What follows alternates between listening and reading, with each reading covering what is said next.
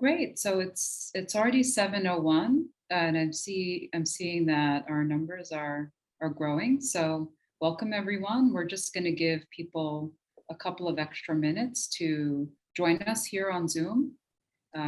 So welcome and please settle in. And we're all looking forward to a brilliant talk today by Saskia Schaefer. While we wait for all of our guests to join in, it's a real pleasure to welcome you to the Center for Global Asia lecture series here at NYU Shanghai. And why not take a moment to take a quick look at some of the upcoming speakers and the wonderful talks that are going to be hosted this semester.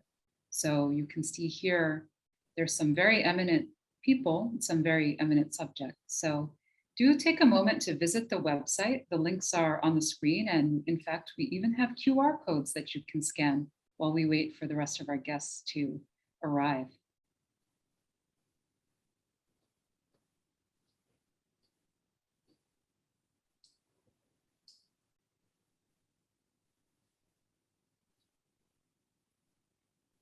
The next talk will be very eminent historian Romola Tapar. So please, yes, make plans to be present. And if you can't be present, you can always visit the YouTube channel where many of these lectures will be posted.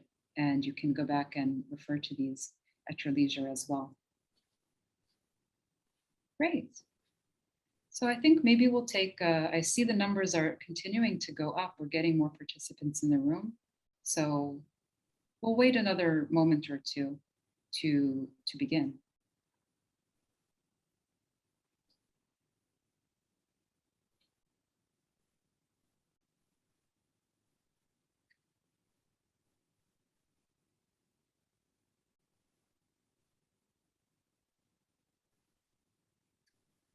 Great. Well, a quick introduction. I suppose I should introduce myself. I'm Professor Zainab Mahmood.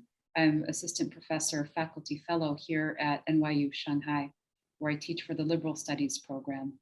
My own degree is in Middle Eastern and Islamic Studies. And I am really very delighted to be able to introduce Saskia Schaefer, who's going to be giving this talk, The Construction of Mainstream Islam, the Politics of Orthodoxy and Nationalism in post-1998 Indonesia.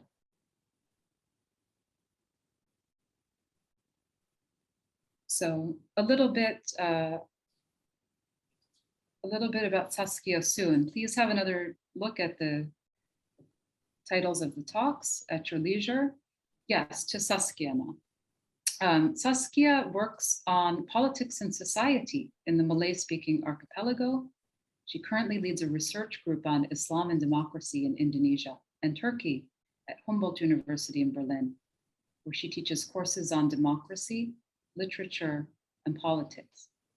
Her academic work has appeared in Critical Asian Studies and Pacific Affairs. And her public writing, indeed, she is also a public scholar, has been featured in the New York Times and the Guardian long read. She's currently completing a book manuscript, True Islam and the Politics of Orthodoxy, Ahmadiyya, Shia, and Blasphemy in Indonesia. So we're very delighted to have her here. I hope, Saskia, that the talk and all of the questions that are going to be forthcoming from our audience are very constructive. We're very delighted to have you. Dear guests, please feel free as you're listening to make use of the question and answer feature here on Zoom. So you can listen and you can type in your questions as the talk is proceeding. And then once Saskia is finished, we can begin to field your questions during the question and answer session at the end. So Saskia, I'm very, very excited to learn from you today and to speak to you as well after you finish your paper. Great, thank you very much, Professor Zainab Mahmood, for this kind introduction and for agreeing to moderate the session today.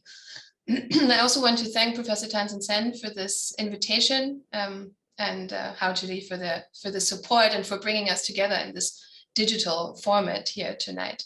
I'm very grateful for this opportunity to discuss the case of Indonesia with you and with our diverse audience today. So my topic is the construction of mainstream Islam. My main argument is that thin religion and nationalism have increasingly been reinforcing each other in the Indonesian reform period since 1998. There's often this perception that nationalism and religion are in competition, but this relationship is a lot more complicated than that and has been very dynamic over the last 2 decades in Indonesia. And I want to highlight some of those developments today. I will discuss what exactly I mean by thin religion in a minute, but before that, let me briefly outline why Indonesia is such an interesting case to discuss and examine religious nationalism. So the period after the fall of Suharto is usually referred to as the reform period. For political scientists, this period is most of all characterized by the electoral democratization. Many went so far and praised Indonesia as a role model for emerging Muslim democracies. Indonesia's young electoral democracy was hailed as an example of tolerant and progressive Islam. This was partly because religious actors had played such a constructive role during the transition process in the mid and late 90s. The religious leaders of the mass civil society organizations, Nahdlatul Ulama and Muhammadiyah, were very supportive of the democratization process and constructively facilitated the transition. This was partly done through a complicated series of round tables where the religious leaders got together. Altogether, these organizations comprise around 90 million members. However, in recent years, public discourses on groups, actions, and worldviews deemed as deviant have intensified, and religious intolerance has grown. Proponents of very narrow definitions of Islam launch legal and also physical attacks against so-called heterodox groups, as well as against practices that they deem as too lax and too loose or hedonistic and morally corrupt, to pick up some of the vocabulary that is used there. Indonesia also saw a weak rule of law and a high level of corruption. Despite some successes in poverty alleviation, there's been a growing inequality, as in most other countries in this period. Islamist parties formed, but then stagnated, but this was partly because so-called secular parties adopted their demands for cultural conservative policies, for instance, concerning dress codes and a new law supporting the patriarchal nuclear family. So this process is often discussed as Islamization. Some scholars, perhaps most importantly, Vedi Hadith, has interpreted the rise of Islamic vocabularies and symbols in politics as Islamic populism. So he argues that social grievances are increasingly expressed in an Islamic lexicon. I find this very useful and want to further refine this. I argue that the variant of Islam employed here is a thin one. This variant of Islam does not aim at deepening personal spirituality or communal rituals and practices in complex ways, but instead focuses on consolidating a relatively narrow and straightforward set of religious rules. The concept of thin religion by the historian and political scientist Sudipto Kaviraj helps us grasp one of the peculiar paradoxes about the growing visibility of religion in many parts of the world, including Indonesia. Thin religion, according to Kaviraj, differs from more encompassing practices of religiosity that include complex rituals, practices, and beliefs. Instead, thin religion combines elements of religion, politics, and nationalism. Glossing over intra-national regional differences and, crucially, also over informed doctrinal discussions, it can be used in the service of nationalist mobilizations. Examples for this are Hungary, where the Fidesz party of Viktor Orban has made eclectic use of religious symbols and reinterpreted Christianity in a non-universalistic nationalist way to legitimize their rule. Superficial references to religion are also familiar from white Christian nationalism in the US, and other examples are the resurgence of the Hindutva in India and the emergence and evolution of the AKP in Turkey. In the Turkish case, intellectuals crafted the Turkish Islamic synthesis in the 1970s, which then formed the basis of the Turkish military government after the 1980 coup. In the case of Turkey, nationalism and right-wing Islamism were merged by the state elite in a top-down approach. In Indonesia, the Islamist conservative synthesis is a lot more complex and consists of a complicated network of alliances between politicians in the government and politicians in the opposition, with religious authorities and with political entrepreneurs who couch their efforts in a language of thin religion. So contrasted with Turkey, one could say that the Indonesian case is a lot more bottom-up. Together, these various actors, some of whom I will highlight in the later part of my talk, have created a political climate in which intolerance towards minoritized identities such as Ahmadiyya and Shia Muslims, but also others, has become acceptable. So their belonging to the Indonesian nation has become contested. You see that I've added a little asterisk here to the adjective minoritized because I find it important to emphasize that minorities and majorities are political and social constructs rather than natural or given identities. An example in Indonesia is the category of Shia Muslims. So for hundreds of years, there were Shia practices without Shia organizations and without a clearly marked Shia identity. So the existence of this minority is a very modern and very recent phenomenon. Now, the claims to mainstream or true Islam in its complex intertwinement with nationalism also characterize other Muslim countries such as Turkey and Pakistan and also in the Middle East. The relationship between religion and nationalism is obviously a very complicated one.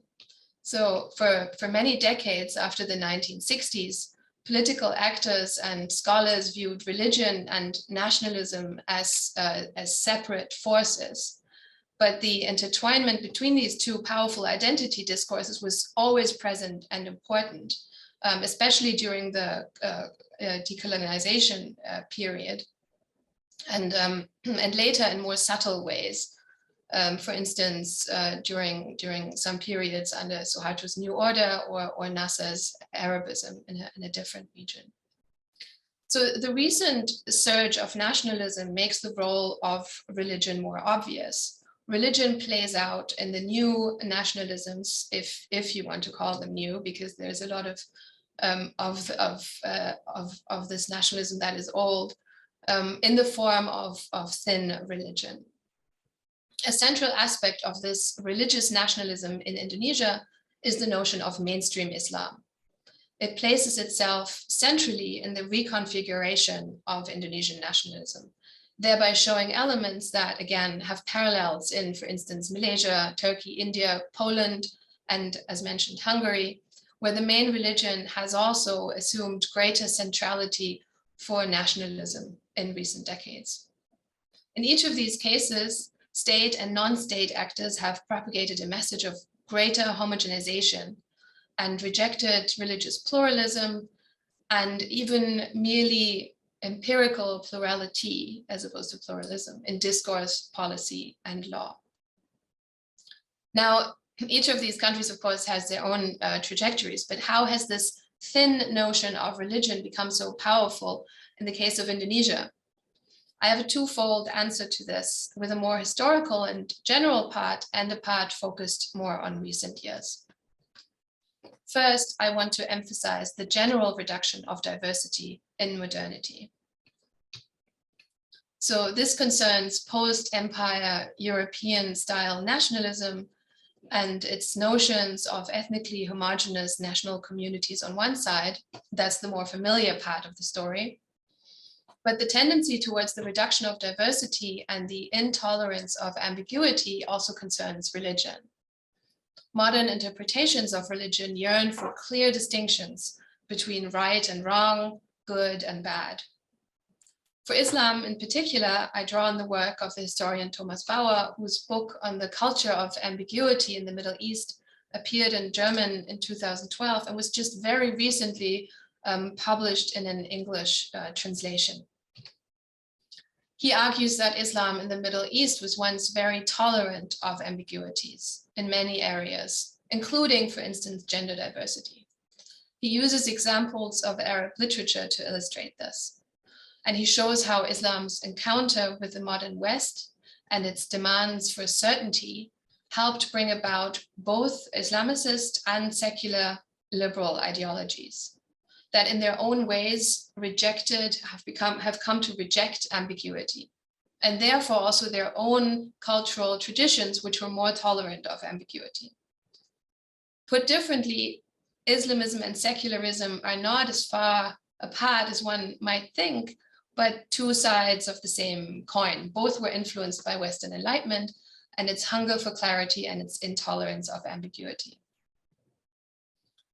So most of you know that Islam came to Southeast Asia from a great variety of places because it came through trade and through the cosmopolitan port cities.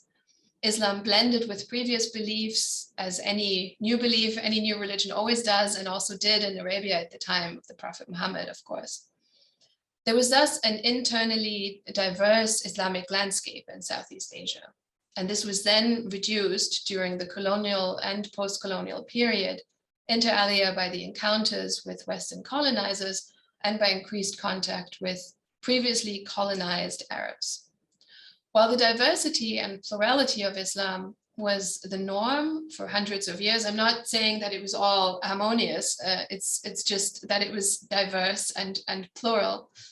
This was the norm for hundreds of years. Modernity has brought about notions of orthodoxy and created boundaries that are still and continuously being reinforced. I will stop this historical part here. This is not a historical project, and I'm not the best person to make this argument in much detail. If you're interested in this, I suggest referring to Bauer's book and the work of historians who specialize in this. Also, as we have a literary scholar with us today, Zainab, I'd be very happy to see what your thoughts on this are. But what I take from my own argument is that the post-1998 developments are not entirely new, but build on previous forces of homogenization. And we also learn that Arabization is too simplistic an explanation for the characteristics of the ongoing Islamization process in Southeast Asia. So the process was, to a large degree, a bottom-up development that followed after the suppression of Islamic symbols under Suharto. The process was also, however, driven by a range of religious actors who are also political actors. A central actor in this period was, and remains until today, the Council of Indonesian Islamic Scholars, the MUI.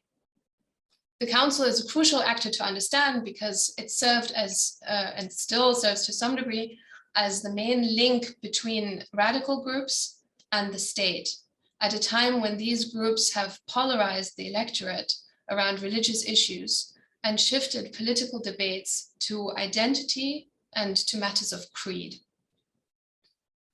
The MUI is a semi-official body constituted of senior figures of the Islamic civil society organizations that I mentioned earlier. It was originally founded under Suharto in an attempt to control Islamic actors. And so in '98, the council needed to legitimize its own existence and reinvent itself. So the above mentioned organizations, Nahdlatul Ulama and Muhammadiyah, as well as many others, send their representatives who then make up the council. It's a little complicated, so I'll repeat this. It's a little complicated an arrangement. In the reform era, the council has come to claim the position of Indonesia's unofficial state mufti. One of their most important instruments are their fatwas, their legal advice. So traditionally, as many of you know, fatwas are legal opinions issued by individual scholars upon request. They're not binding. In the modern state, in the modern Indonesian state, there are several collective fatwa issuing bodies. And the fatwa issuing body of the council has become the most important, partly because it issues fatwas on the fundamental matters of creed. They widely disseminate their fatwas, first via their own channels, but then they also get circulated in the media and are very, very well known in the public, and they're really part of public discourses. The NU and Muhammadiyah retained their own fatwa committees, but quietly ceased issuing fatwas on matters of creed and allowed the MUI to take the lead. Remember, there are representatives of those two organizations in the MUI. This was partly because the organizations were internally too diverse, 90 million members together, to counter the unified and strategically operating council. Eventually, the council's fatwas became the most authoritative. They have an almost official character. By the end of the 2010s, the MUI held a near monopoly on fatwas pertaining to Islamic creed. This dominance was facilitated by the internal diversity of the large organizations, as I said, but also by the bureaucratization of religion, which has been ongoing since the colonial period. Before that, Islamic legal advice was often very individual, local. It was also somewhat flexible. And then the bureaucratization of religion prioritized religious teachers with official certificates and in official positions. And this, of course, empowered particular interpretations. These interpretations, now empowered, are often simple and straightforward, because bureaucracies don't handle ambiguities very well. And this then contributed and still contributes to the reduction of diversity and tolerance towards ambiguity.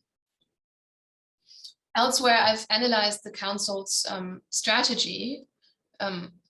In my reading, it rested mainly on 4 main pillars: on issuing more hardline and more controversial statements than the NU and Muhammadiyah to get on top of the headlines, in creating a perceived distance and autonomy from the government through a rhetoric of demands and critique, and really making use of this moral high ground of Islam after the Suharto period. And third, monopolizing the industry of halal certifications in an effort to secure financial resources and to suggest and give the impression of an even greater financial independence that they actually had, because they were partly funded through government sources, and establishing a notion of true Islam or Orthodox or mainstream Islam, and claiming to define and to represent it. I've written about these strategies in more detail elsewhere, and so I will not go into much more detail here unless you'll ask me to later. Suffice to say that the strategies very much resemble those of right-wing nationalists elsewhere. I said earlier that alliances of non-religious and religious actors have contributed to creating an atmosphere in which intolerance towards identities such as Ahmadiyya and Shia Muslims became acceptable. A key moment was the set of fatwas that the council issued in 2005 against Ahmadis, against interfaith marriage, and against pluralism, secularism, and liberalism. This set of fatwas, interestingly, did not follow the complex procedures that are common in Islamic theology. it was rather thin in the respective argumentation. From a perspective focused on communication strategies and branding, it worked very well. It secured the council a spot in the headlines for a long time, a critical success in an attention economy. And it helped the council harden its claim to speak for Indonesia's Muslims and representing the center.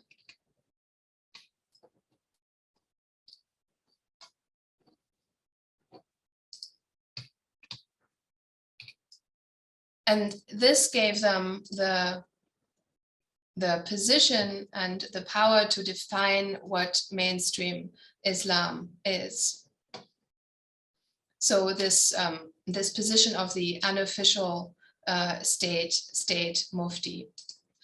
Now, if this center and this mainstream Islam was previously defined by or occupied by the two large Muslim civil society organizations, the Nahdlatul Ulama and the Muhammadiyah, which are internally very diverse and range from very pluralist to very exclusivist positions, now in the mid-2000s, the center became increasingly represented by this council and its much harsher positions. So remember, the council comprises members of both of these organizations, but also of the much smaller and often much more radical organizations.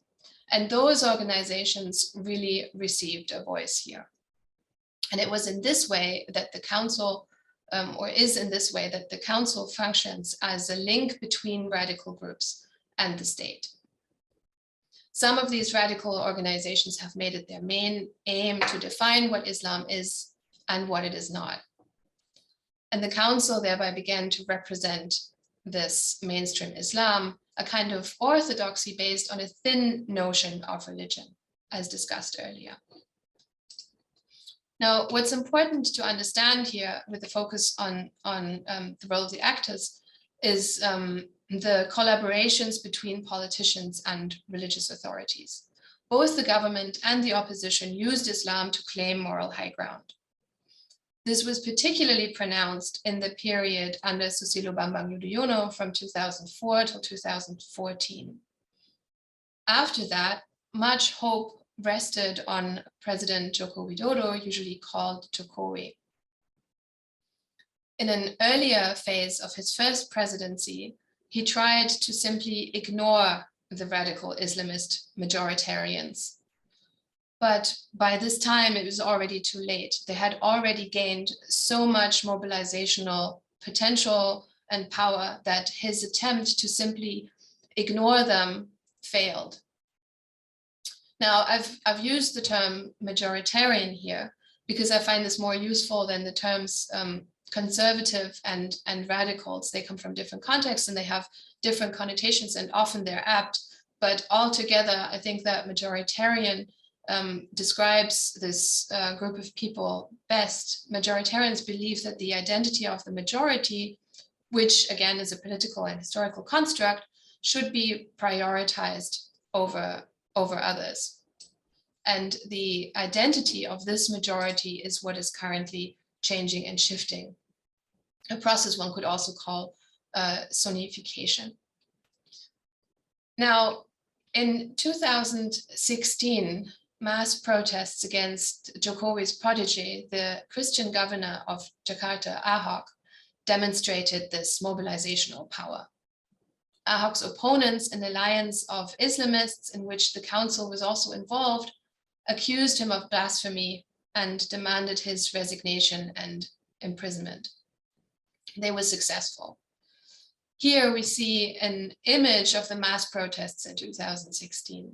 The protesters, who, remember, are protesting blasphemy, alleged blasphemy in the name of Islam, carry a gigantic Indonesian flag.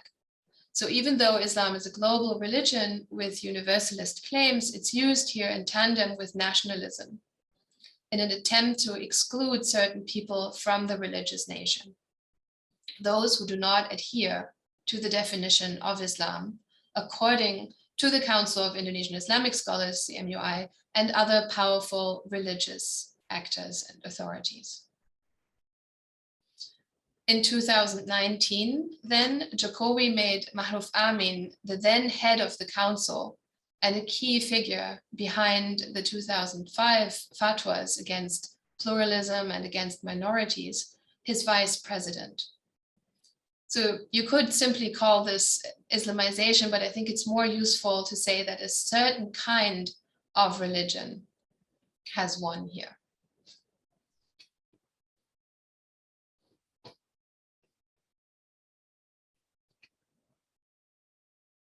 So I'll briefly summarize the main points before we can go a little bit deeper into some of these aspects through the Q&A.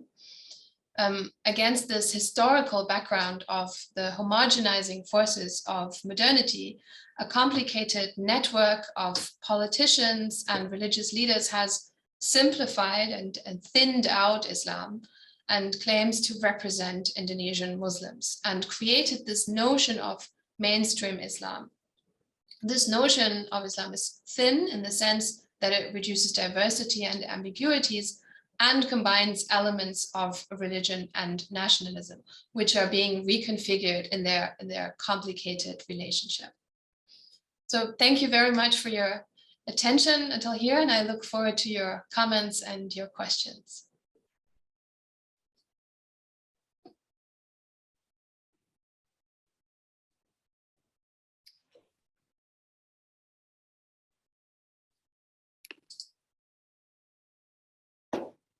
Thank you so much, Saskia. That was fascinating. I think I have probably a number of questions that are swirling in my mind. I want to invite our audience again to please feel free to share some questions. You can use the Q&A feature.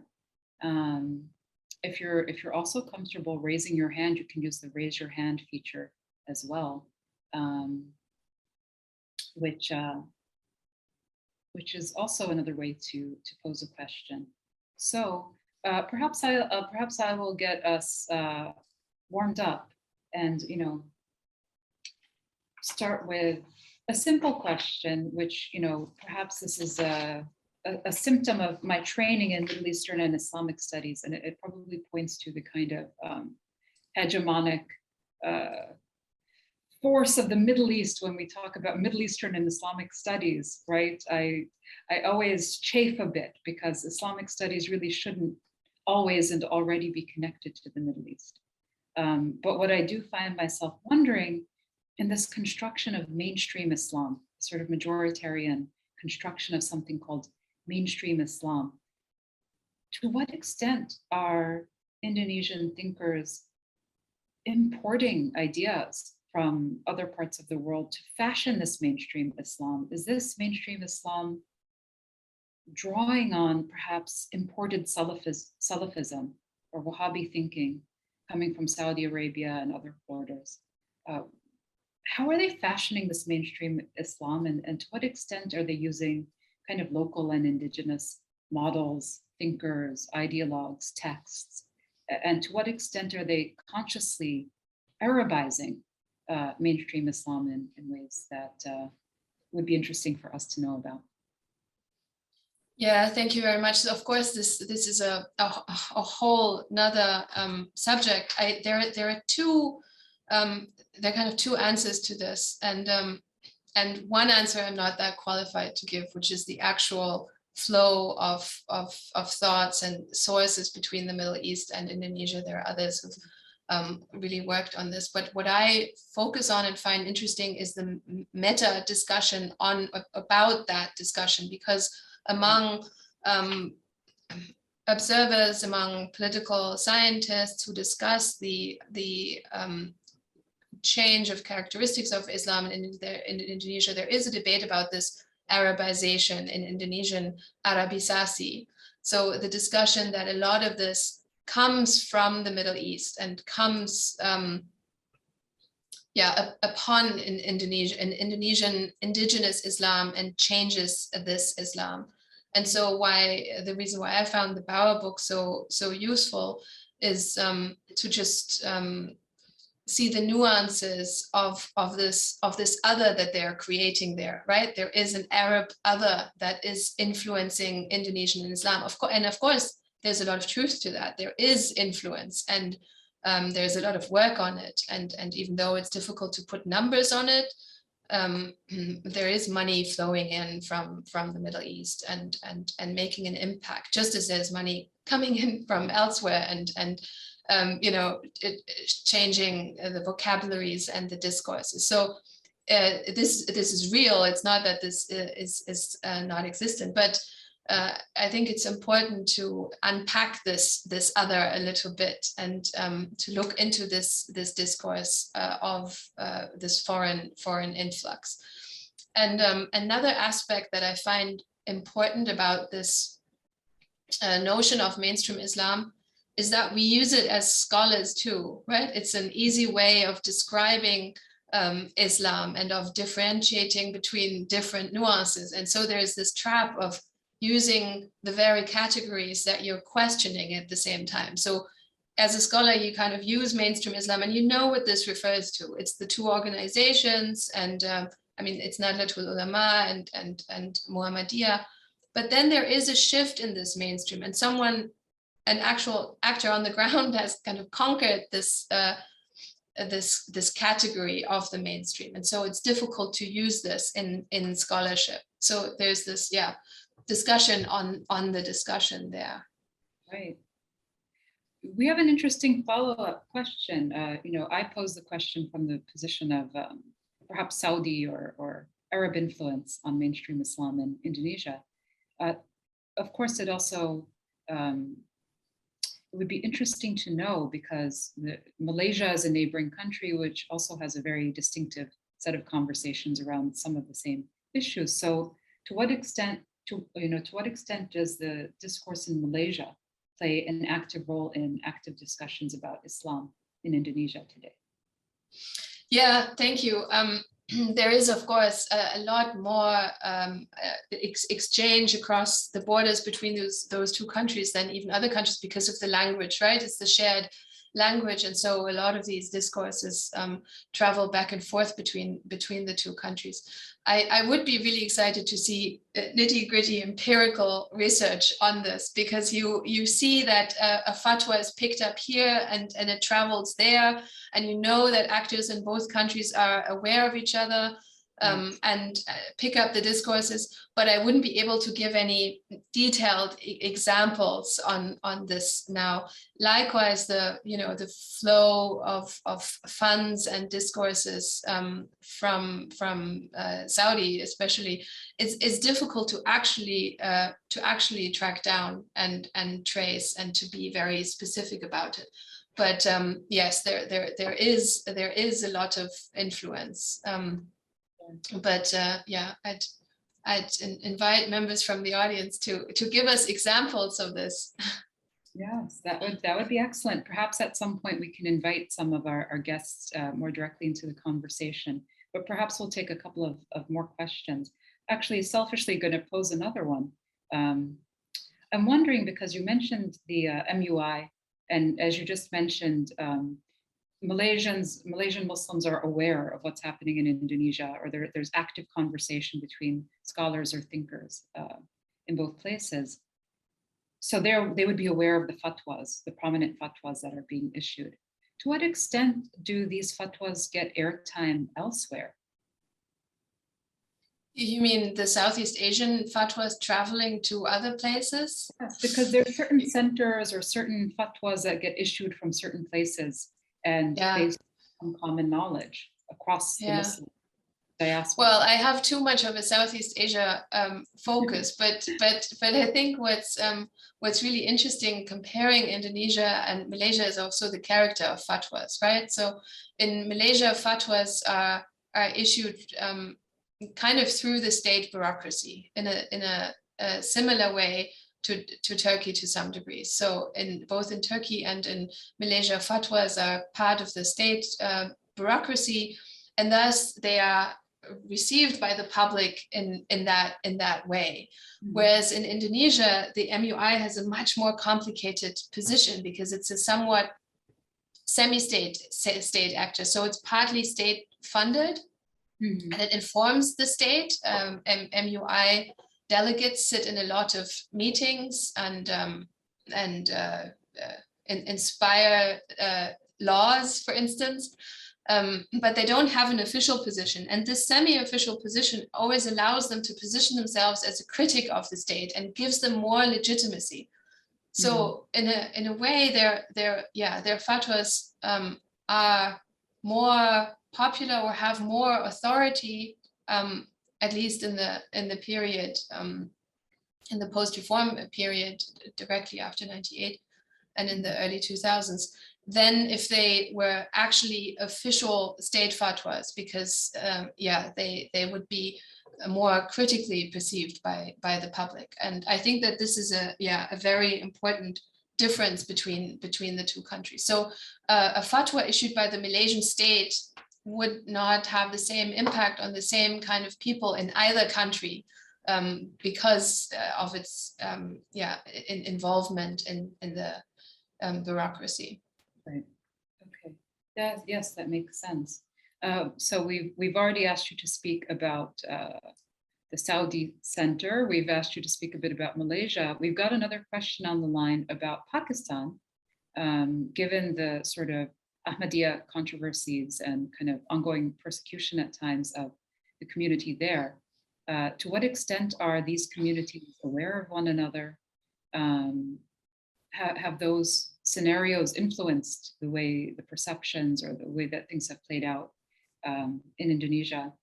Are these communities in contact with one another in supportive or solidarity building ways? I think it would be quite interesting to hear about this. Yeah, this is a fascinating question, and I wish I had more time to really look into the Pakistan case as well, especially the way the state relates to this. But again, there are two answers to this. One pertaining to the actual community. So the Ahmadiyya community, other than the Shia community in Indonesia, is a really centralized one, right? The Ahmadiyya community has headquarters in London. They have a weekly sermon that they listen to. They've been connected via screens much longer than us. They've been doing this for decades, kind of zooming in and fostering this transnational communication. And so, yes, they're very aware of each other, and especially within Southeast Asia. Ahmadis travel a lot. They really have transnational gatherings and compare each other's fates. So the Malaysian community kind of is like, yeah, we're being surveyed more, we have less freedom, but we're also protected more. And the Indonesians are aware of how things work in Malaysia and elsewhere. So there's a lot of exchange there. They also exchange strategies. They talk about how can we counter this? Do we go via a frame of human rights, or do we try something else? How can we protect our members from this violence? And there are discussions. What I find just as, or perhaps even more interesting, is how the Pakistan situation has informed Indonesian public debates, and some of the statements that politicians have made about Ahmadis looking at the Pakistan situation, I've found surprising and really telling. So some of them said, look, let's do it like in Pakistan. They sorted it out. They're not allowed to call themselves Muslims there. They have their own category. We should do this here too. And this in a situation in which we have a country where official religions there are 6 official state religions in Indonesia that there's no flexibility there. You can't just create another category. If you're either a Muslim or you're not, there's not this flexibility. So public statements on how the Pakistani state has solved this problem, and one should look into that direction, were quite worrisome to those concerned about the situation of Ahmadis. So there is an awareness, but in the case of the community of the Ahmadis itself, it's a lot more refined, and in the public discourses, it's a pretty crude discourse about the situation elsewhere. Because one might think that they look at the situation in Pakistan and say, look, let's try to prevent this and this and this from happening.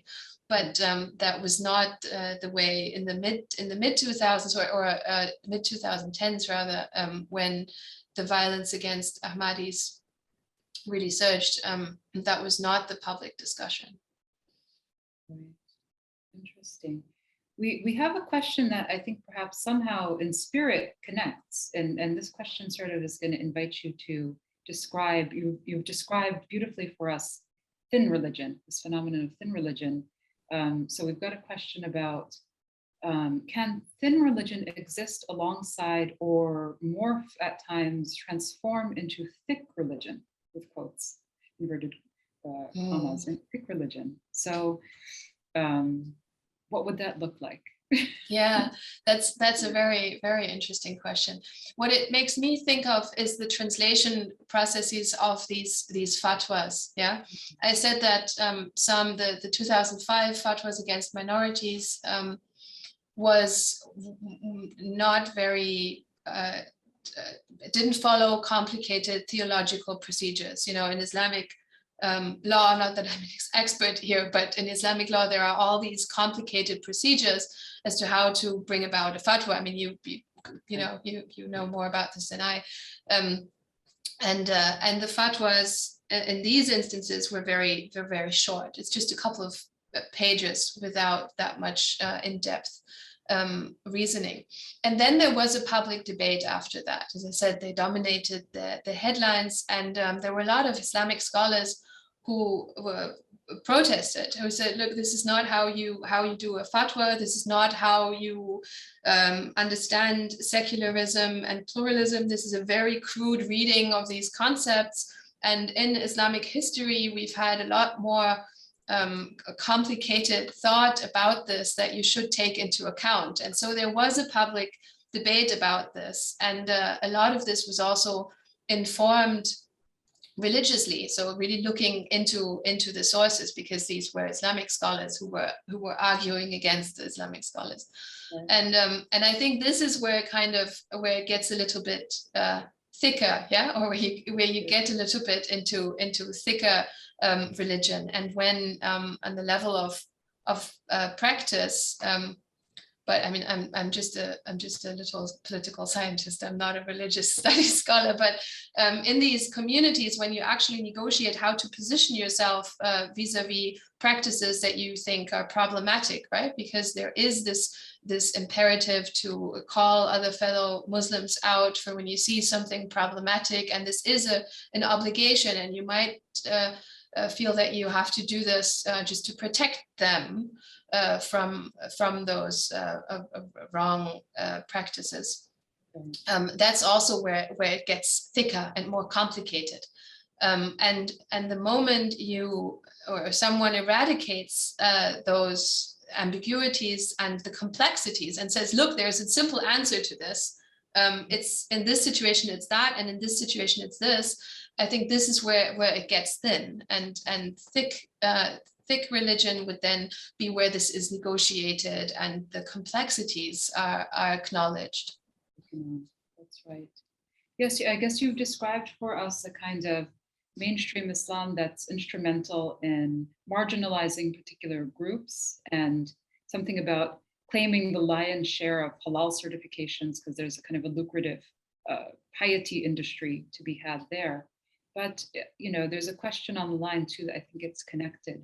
Is mainstream Islam also seeking to kind of domesticate itself as something more constructive than this, in the sense of bringing everybody under the same tent and actually allowing them to express social grievances that are then kind of remediated through mainstream Islam? So are people sort of being invited to express the kinds of grievances that people would traditionally go to seek a fatwa for? Right. Yeah, I see the discussion behind that, but I think what's problematic is just also the sheer number that they claim to represent here, right? This is not representing a small or a specific group of people, but they claim to represent millions and millions of people through a very narrow channel, so to say. And it's also a question of what grievances one would use this authority for. So in times of a growing inequality, and Indonesia really has, I mean, there are environmental problems of corruption. There are many different grievances that could be addressed, and this focus on creed and identity is, I think, what is mainly problematic about this promise to voice grievances here. Yeah, I don't know if I got the question right, and if this is a useful response to it. But I think this is what I find mainly problematic about this homogenizing force. I mean, this is already problematic in a setting elsewhere where Muslims are the minority. So in Germany, for instance, there is a lot of debate about bureaucratizing Islam, because Christianity and Judaism are already bureaucratized. And for decades now, Muslims or Muslim organizations have tried to fit into this structure in Germany. And there is a debate too, who speaks for Islam, who represents this very diverse social category. And there's a lot of talk about the Muslim community, but it's a very diverse group. And in Indonesia, the diversity is even greater. So the claim to speak for Indonesia's Muslims is, an odd one. I agree. There are some more questions on the line, but you mentioned you had some colleagues that were in attendance, and I wanted to give you a chance, perhaps, if you'd like to invite them onto the line to make any comments. Yeah, thank you. Well, I feel a little bad. I don't know how active everyone is and listening, but I saw that Huai Wang is in the audience, and Huai Wang has been working on these issues in both Indonesia and Malaysia, and has done a lot of comparative work, but also work on the transnational flow. So I'd love to just hear his take on this. Sure. Yeah, we'd love to have him on the line. Please feel free to jump in. How can we coordinate? Yes, here you are.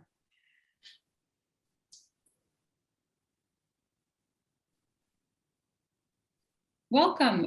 We'd love to hear your thoughts or any questions or comments that you might have about this really interesting set of issues on the table. If you have to unmute yourself though, please, so we can hear you.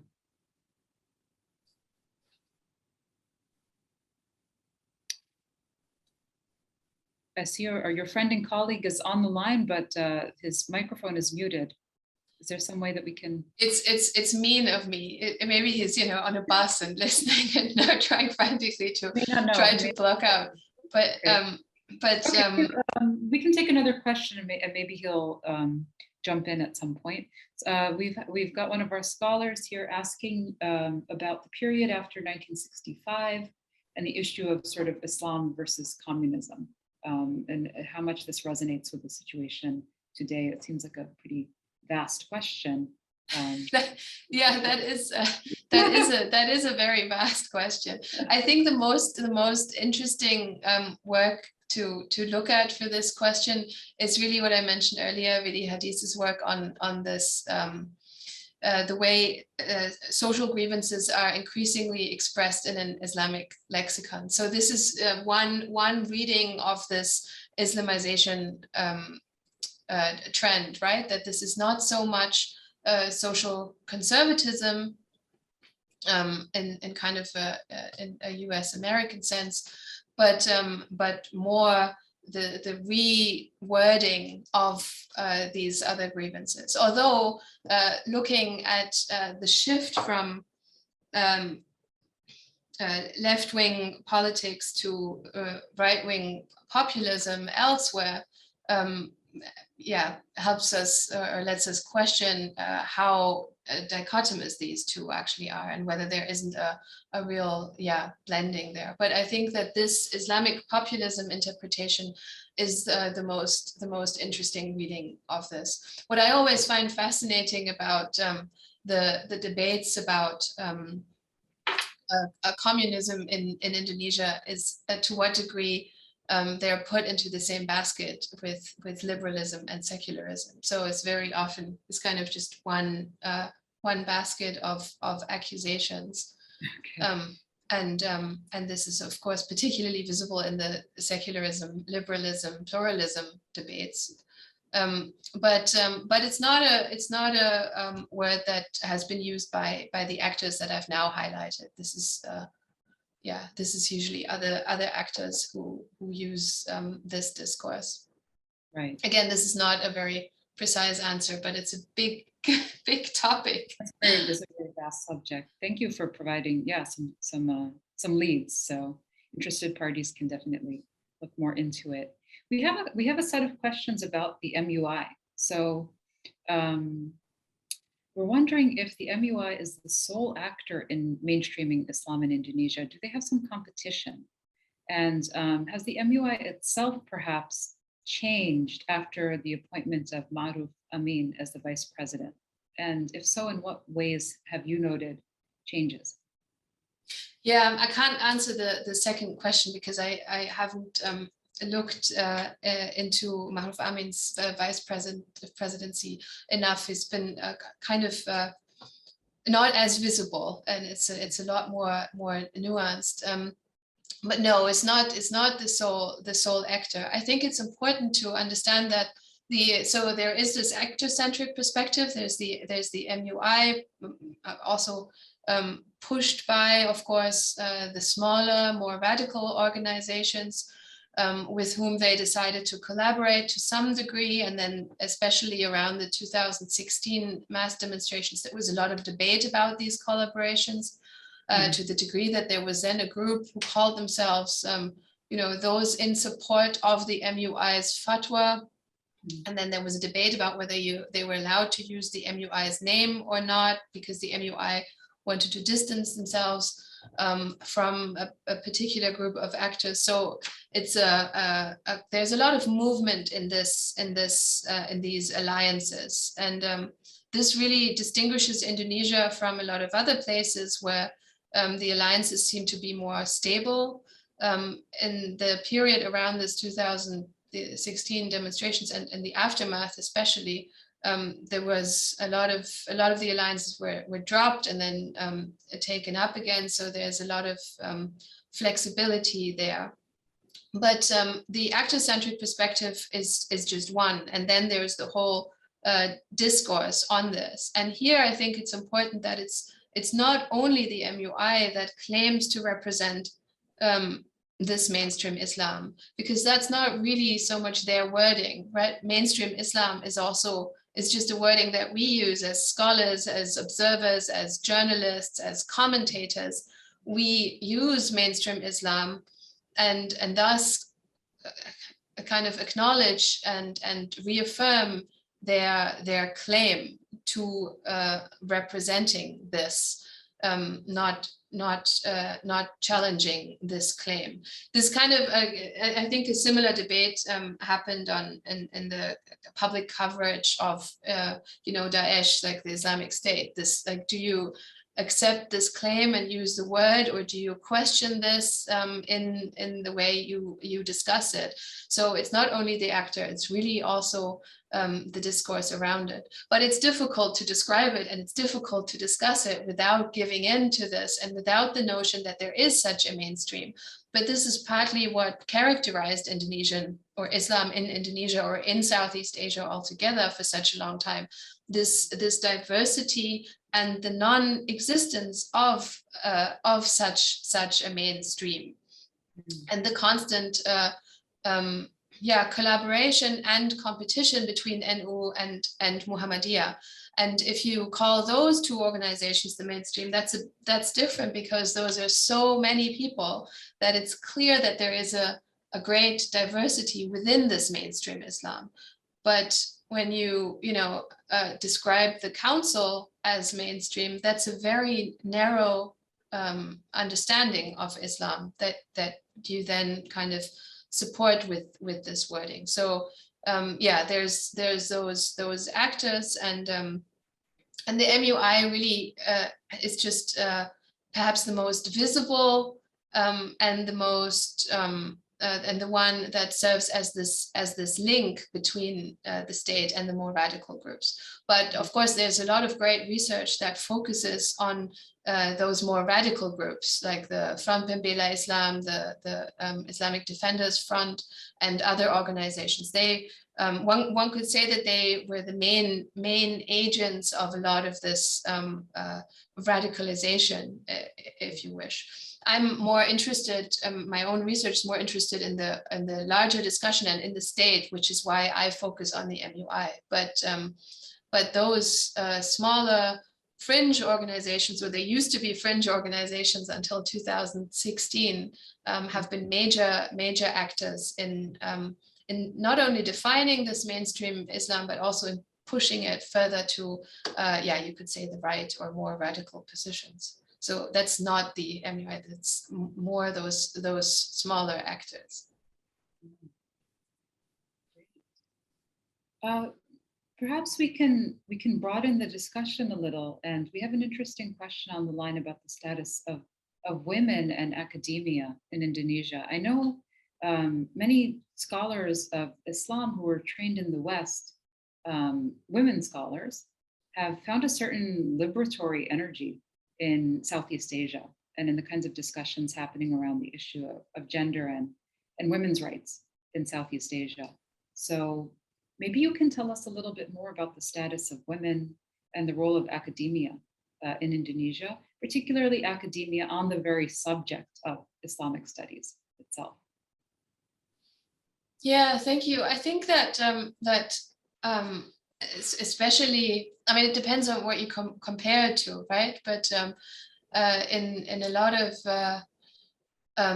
especially in Europe, women's rights or the visibility and active partaking of women in politics is usually equated with a liberation from religion and with secular approaches to topics. And so I think that this more religiously informed engagement with these discussions is something that they then find more in Southeast Asia. Of course, after '98, there was also a lot of external funding for democratization pouring into Indonesia.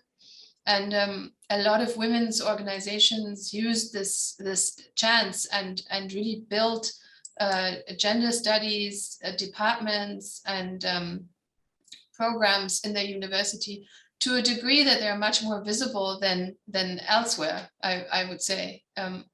I myself studied in Malaysia as an undergrad, and I found women a lot more present and outspoken on these topics than in Europe, especially from this religious perspective. So I think that this is something that historically grew and really has to do with the complicated relationship of Western feminism with religion. I'm really I'm really not an expert on this, and a lot has been said about this, but there is a complicated relationship that you actually only now see changing. I recently attended a very interesting talk about this. What is her name? This is a scholar who wrote about women in the Diyanet in Turkey, and the way the AKP was able to absorb Islamic feminists into the Diyanet, into the state-sponsored the Department of Religious Affairs. So there was a religious feminist potential but it was absorbed by the state bureaucracy. I found that fascinating. And so this old dichotomy was about to be broken up, but then reaffirmed in a complicated way. I don't know if this was too convoluted, but that's the only other case that I'm mildly aware of. Well, this is kind of an unformed thought, but just the incredible popularity of Quran recitation across the Muslim world. But there's a real efflorescence of interest in Southeast Asia, in Malaysia and Indonesia, and some of the most acclaimed reciters are women in that region. So the most appreciated voices, the most appreciated reciters are women. So it is a very interesting topic. I know Islamic feminism is one of your areas of interest. So maybe it's something that we can talk more about in future discussions. But it definitely is. Yeah, if I could, just because I'm also looking at this image of the demonstrations in 2016. I think one thing to understand also when we think about the competition among religious actors and actors beyond the MUI and beyond the radical groups, it's also just the emergence of new Islamic authorities. So these kind of more pop preachers, who became more important, especially in urban areas. So the Nahdlatul Ulama and Muhammadiyah have been around for decades. And a lot of families really see themselves deeply connected to these organizations. But in the last 10, 20 years, especially in urban centers, these more popular religious preachers have really gained large followerships. And a lot of these are women. A lot of these, the followers and the people who come to these events that the popular preachers hold are women. So women have played a major role in increasing the authority of those non-traditional authorities. And this competition has really changed the landscape and also put a lot of pressure on the more traditional actors as well as on the MUI, because of course a clear, straightforward statement in such a meeting, gathering, sermon will get you attention. Right. Just as the strategy used by the MUI and strategies used by other actors elsewhere. So women have been very important here. Yeah. Indeed. You actually have a question about numbers. So your training as a political scientist makes you much more comfortable with questions about quantification, I imagine. How would you quantify the impact or influence of the MUI? Someone wants to know. This is a perennial problem in the study of Indonesia's religious dynamics. So how do you measure the distribution of its influence? Gracious, is that even possible?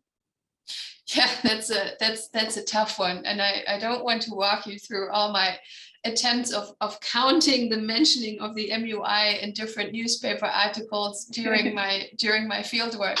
I mean, that's a way of quantifying it, of course. Sure. What I did is in the early 2010s, look at all the public debates on the Ahmadiyya issue and the Shia issue, and to see who is quoted there. And in the first phase of, for instance, after the attack in 2011 against an Ahmadiyya community, it was always the MUI that was cited and human rights organizations. Mm. And I think that gives us a sense of how influential they were at the time, and as discursive actors, and how aware the general public was of those as the main voices. So journalists would immediately cite the MUI and a human rights activist or lawyer. Later, it became more refined and more complicated, and they actually invited Ahmadis to contribute, and then there were different Ahmadis who acted as people for the organization and thought about different discourses. So there was the human rights discourse was one, another was the discourse of nationalism, where Ahmadis emphasized that they have been part of the Indonesian nation to a significant degree. And but in the beginning, it was really mainly the MUI. So that's a way of quantifying their influence. Then there is interesting research being done by Michael Bühler on the legal influence of the MUI. So the MUI famously, claims to have a delegate in almost every discussion, and Michael Bühler has traced legal documents and looked at in which areas you kind of see what kind of wording. So that would be another way of quantifying the influence. But of course, it's a very difficult undertaking. And now that the MUI, I mean, not the MUI, but now that Maruf Amin has been part of the government, it's almost impossible. I mean, now it's very complicated to even distinguish between religious and political authorities, right? I still do this to some degree when I talk and analyze my sources, but actually most of these religious actors are political actors, and most of the political actors have used religion in one way or another, even if they are formally not connected. So this old dichotomy there between religion and politics doesn't really work anymore. And talking about, and now we should stop me, talking about ambiguities, of course, quantitative methods have their own difficulties with ambiguities. So measuring influence there is difficult. But there are some interesting attempts, not so much concerning the MUI, but also some of the more radical organizations. Whom have they influenced? With whom have they met? Where do we find their texts and slogans picked up? And there is some research on that. Right. Yes, I would imagine there's some metrics that maybe could be applied, even the counting of fatwas on particular topics versus other topics. It could be one index, for instance. Yes, absolutely. Yeah. Right. I'd like maybe to invite anyone to raise their hand, or perhaps your colleague would like to weigh in. If not, that's okay. We do have a couple of more questions that we could pose to you and make you work just as hard as possible until 8:30, because I think we have enough material. Any hands that come up, I'll consider. We have a question actually about the issue of ethno-racial identities, because in Malaysia, Islamization processes have kind of factored in this ethno-racial dimension. So is this comparable in some ways to what you're witnessing in Indonesia? Yeah, thank you. I've glossed over this a little bit. One could go into a lot of detail, and I'll actually have to cite Hugh Wai Wang again here, because he's really looked at this question. So the governor of Jakarta, who was accused of blasphemy in 2016 and then imprisoned, is Christian and of Chinese origin. And there were lots of scholars who argued that it was also the anti-Chinese racism that fueled these allegations and the attacks against him. Hugh Wai Wang has challenged this and said that the Chinese identity played less into this. He's an anthropologist, and he was actually at the demonstration and got the sense that it was much more about this narrative of Islam being under attack, and Islam not in an ethnicized sense, but in a universalist sense. So yeah, different scholars, different conclusions there. I find both argumentations convincing, and don't have final opinion on this, partly because this is something that I'm less interested in. But in Malaysia, of course, it works completely differently, because people are really categorized according to their ethnicity or race, and the Islamic Muslim identity is very tied to Malay identity, very, very strongly. So in a sense, this Malaysia is already in a place where some Indonesian majoritarians would like to get to, a place where the state defines what kind of Islam is acceptable and what kind of Islam is not acceptable, where a certain, conservative is a difficult word, but conservative Sunni Islam is state endorsed, and everything else is problematic. So this is the case in Malaysia. In Malaysia, there are also official lists of deviant groups that are banned, and regular checks by the authorities. Is this a gathering of a prohibited Islamic sect or not? So it's very, very tightly regulated, and they are particularly interested in the citizens categorized as Malay, because of the way the political system, the electoral system is set up. There is competition, and the Malay electorate is what two of the main parties aim for. So it's the group or the social identity that they're most worried about. And this is completely different in Indonesia, where the categorization is not as strict. The categories are more subtle. And again, as I said earlier, there are different arguments as to what degree race plays into this here. Well, to the extent that none of us are really futurists, neither of us are historians either, I still find myself wondering, because there were a number of things that you said from your own position that showed us that some of us are more comfortable with discourses of oneness, where we're looking to foreclose on possibilities. And there are others of us, I think Saskia, you and I, who are more comfortable with plurality and discourses that encourage diverse opinions.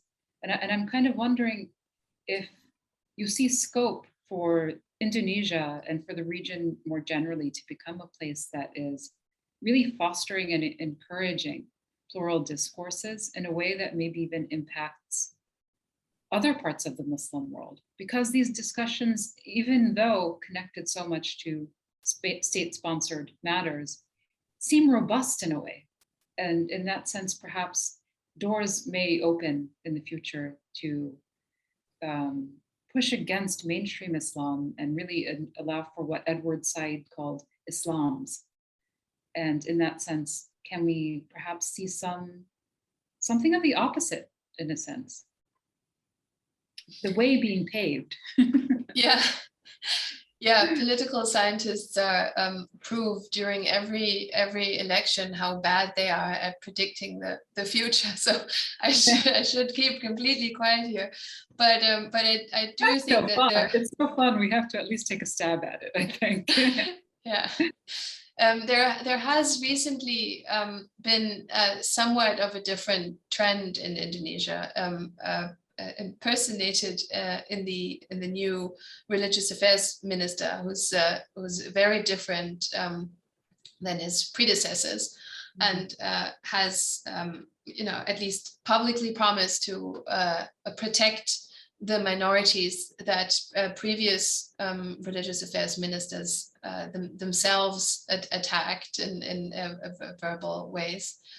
And so it's too early to tell, but there is a bit of a shift there compared to say 10 years ago, I would say. And also there has been this effort of soft diplomacy, the Islam Nusantara Southeast Asian Islam initiative, which internally promotes a certain not more than tolerance and toleration, acceptance and embracing even of diversity. Of course, the question is where the limits for that are, this is also a kind of boundary. There's a boundary negotiation going on there. But this discourse taken up by prominent Islamic scholars of the Nahdlatul Ulama and also by politicians, this Islam Nusantara Southeast Asian Islam as a kind of diverse, internally plural Islam, is something that they've also attempted to take outside of the country in this soft diplomacy approach. It's a question of looking at what some call the Islamic world to see to what degree Southeast Asian discourses, which are often understood as peripheral by a lot of people focused on the Middle East, to what degree they can have an influence. This is, I think, something easier to gauge for someone more familiar with what is perceived as the center in those debates than for me, who looks at the periphery. But at least within Indonesia, I see that there is more confidence in that discourse, and also more of an effort to really systematically take this to higher levels of the state bureaucracy than 10 years ago. So what I've described here, I think, really does end in 2019, and then the period since will have to be assessed, when we've had a little bit more time to observe Maruf Amin in this position and what has happened since. Yes, indeed. Yes, indeed. It will remain extremely interesting to see how things. Yes, it's such a complex case. It's also so complicated because of those shifting alliances that I mentioned earlier, right? Because the actors constantly change, and if this has been a little confusing to those not familiar with Indonesia, I apologize. It's not only because I didn't organize it well, it's also because the landscape is very complicated, and a lot of actors, a lot of politicians who are framed and understood as secular have taken up these various alliances, and at a moment when some of the most radical actors, one preacher of the Islamic Defenders Front in 2016 became really prominent. He was then exiled, and there was a stop to his influence, and they've tried to curb this organization since. And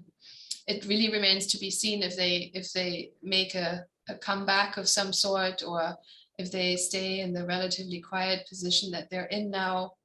Mm-hmm. But one thing that I think we have to keep in mind, and especially from a comparative perspective, is that once you've instilled this idea of a majority that should have greater privileges than others, it's very difficult to take that back.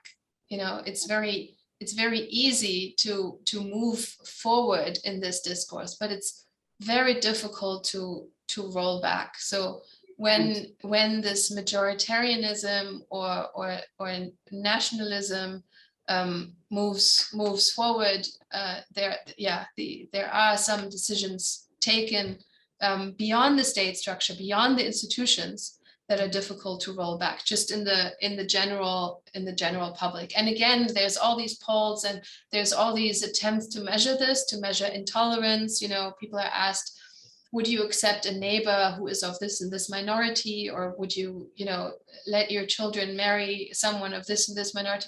But it's difficult. It's very difficult to really gauge this and to measure the damage that is done in a certain period.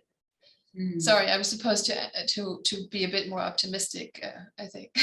I think it's only fair to be optimistic and also judicious about some of the perils that might also be involved. Any more questions? I think we have a couple more. Saskia, if you have the energy to take on a couple of more questions, shall we entertain a couple of more? Yeah, sure. Let's see. How can Islamists represent mainstream Islam while there's a campaign of repression? I think there's a reference here to the 212 movement. 212. This is my own ignorance, perhaps. If the question's not clear, I can follow up with another one. No, I've opened the question now. I'm reading it.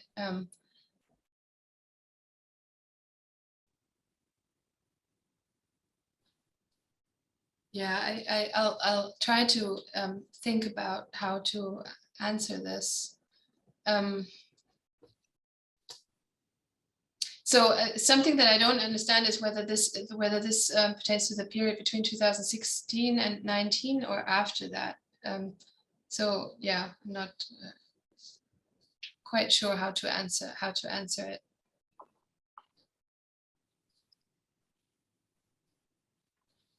But it so this concerns the relationship between Jokowi and the MUI, and this is a very complicated relationship that has changed over time. What in the period that I've looked at, as I said, this attempt to not take Islamist actors too seriously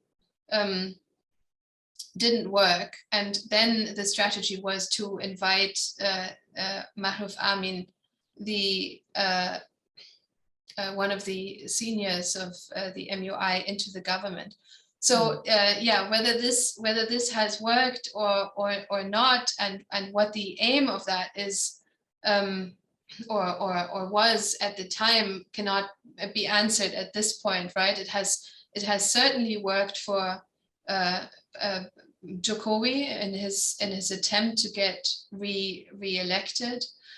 He was kind of losing support of the more Islamist part of voters, and he regained that by kind of joining forces with the NU through that. But whether it has actually contained the spread of majoritarianism is something that we can't gauge just yet. And I think it will take a while to actually see the effects of this. I don't know if I've answered this, but maybe they want to just ask the question or refine it or turn it into a comment. I mean, we have room, right? So we have a couple. Yeah, I guess we have a couple of more minutes. If anyone wants to jump on the line, we can give Saskia a moment to draw breath. We've worked her very hard, and we're very grateful to you to have learned all. No, but I mean, there are also people in the audience who've been to Indonesia recently and have or are in Indonesia and have their own comments. So I'd be very happy to listen to their take. Yes, please. Hello, Saskia, Wai Wing here. Can you hear me? Hi, great to hear you. Hi, thanks. Yeah, I was having dinner just now, so yeah, thanks. I think it's very insightful and very interesting talk. I mean, we have a lot of conversation on this issue. I think I agree with you on the concept of Muslim majoritarianism or populism. I think we can argue about which term is more suitable, but I think it has a lot to say of what happening in Malaysia, Indonesia, in the last few years, because they are talking about defending Islam. And in Islam, in this case, I think can be identity, and it can be referred to ideologies. And I think, as Saskia said, there are different actors. And different actors, they have different take. Whether they see Islam just as an identity, they want to defending their Muslim identity, or some of them, they have Islamist ideologies. So And this is the same in Malaysia. So they are nationalists, Islamists, they are political opportunists, and within Islamists, there are different kinds of Islamists.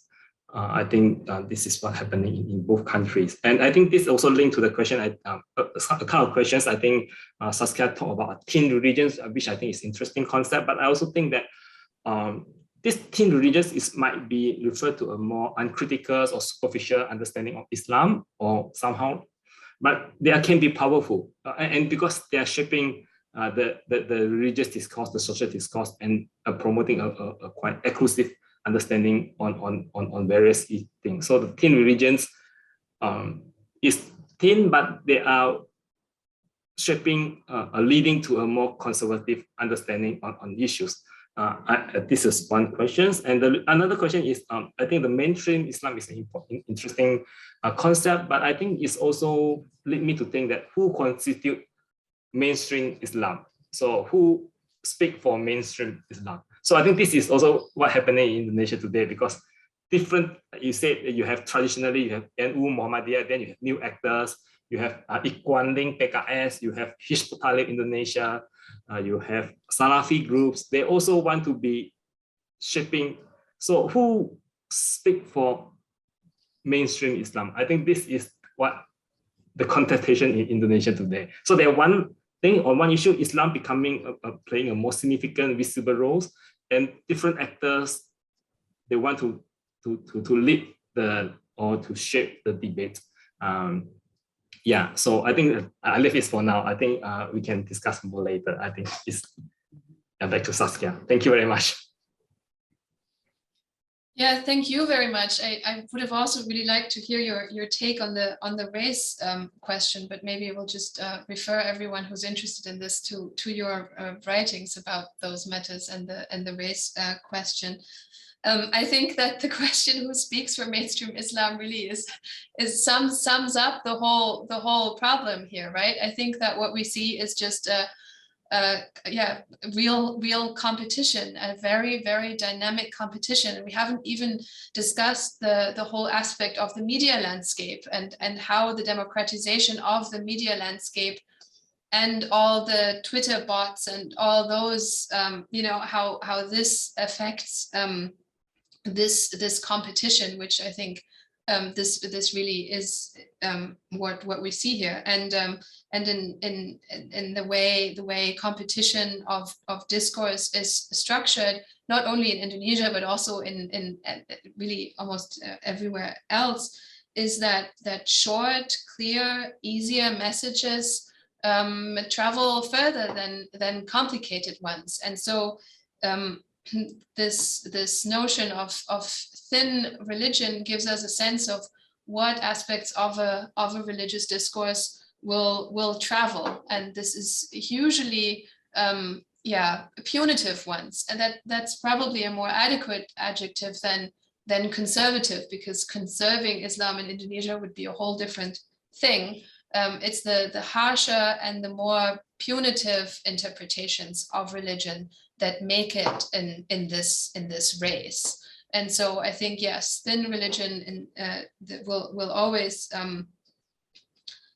translate into a harsher take and a more exclusivist take, because it's mobilized in this nationalist way. And of course, there are different readings of nationalism here. This is a reading that focuses on the exclusion that nationalism always entails.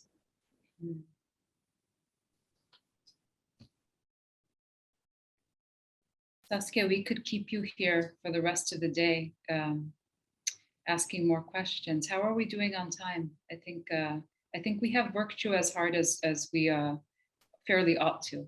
So it was a delight to learn from you today. I welcome people to visit the YouTube page again. I think this lecture is going to be made available there with Saskia's permission. So that'll be something to look forward to. Thanks again for Zooming in with us here in Shanghai, and everyone across the globe who's with us. Thank you for being here. And this was wonderful. Thank you very much. Thank you everyone for those questions, and keep looking at the case of Indonesia. It will stay complicated and very, very interesting. Thank you so much for this opportunity and for all the great questions. Thank you. Thank you again, Saskia.